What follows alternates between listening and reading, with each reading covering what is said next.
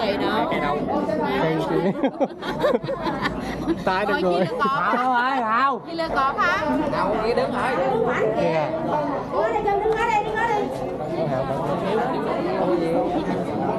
Đang chỉ lừa cọp hả đúng? Mấy còn khiên lên nó lừa trâu bà gà đúng. Giặt bà cả lò luôn. Giặt hơn cả lò mà.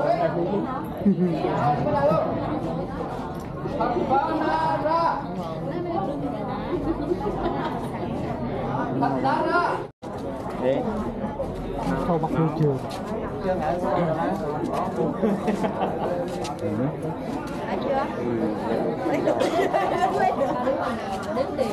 Rồi kì đó. Nó nằm bò đế cái này.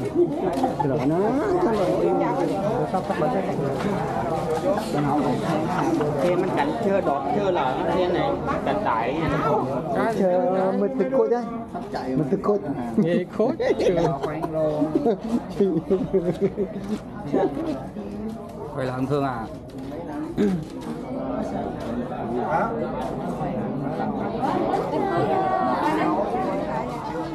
Khi mình lấy cái đầu đầu cái nó lâu à sao mà nó con nghe gọi lên mấy đứa Gì? người nhân thả lên chạy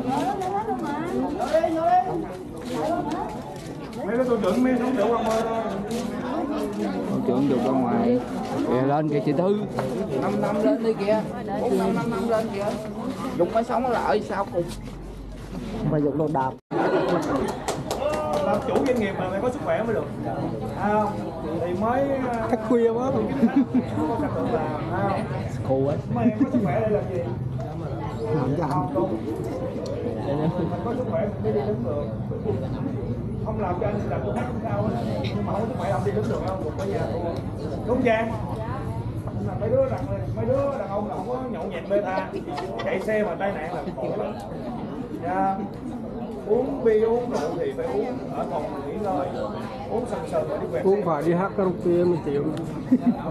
tại sao nói sức khỏe Hết giờ ngày là ăn của anh đó đi về quê đám buổi con xong rồi nghe không anh làm em anh thương anh thuê cho tiền nhưng mà anh không thể cho cả đời nó không phải đơn giản đâu nên mấy em mà lớp trẻ này anh đi nhắn nhủ là sức khỏe thanh niên nhậu nhẹt như vậy phải giữ gìn sức khỏe nhậu mà lỡ nó xỉn rồi nó gây tai nạn tiền đó mấy đứa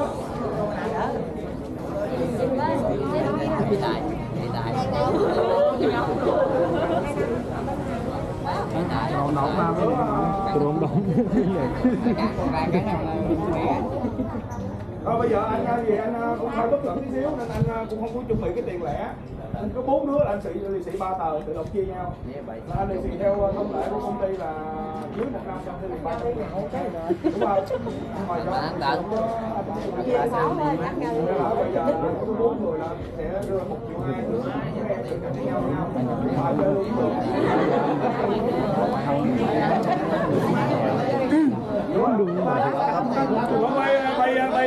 Một là ăn hết rồi đúng không?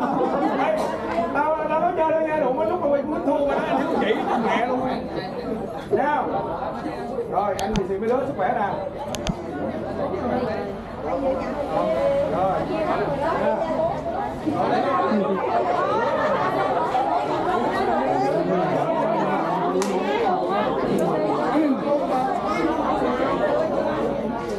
10 năm.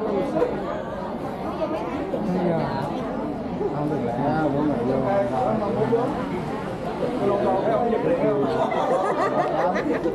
tâm mấy xì tự tự Hai nhau đấy. Bác còn lâu chưa?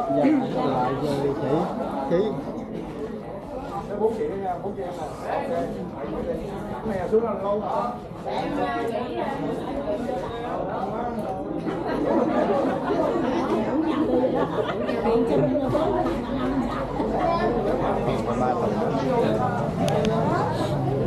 ngày 5 cứ ta 500 ngày 200 ខ្ញុំលឹក200ខ្ញុំលឹកស្រាយផងហើយមាន200ខ្ញុំលឹក nám rồi tiền là khi hiếu. Còn trên mà đồng lúng liên tục tình may tình lời.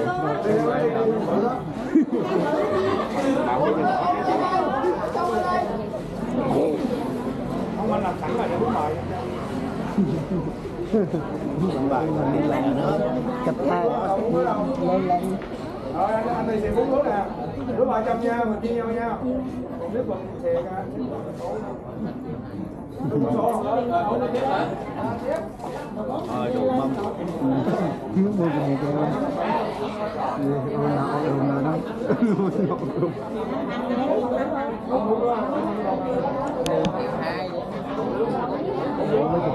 đó. Sao nó thương qua bên này?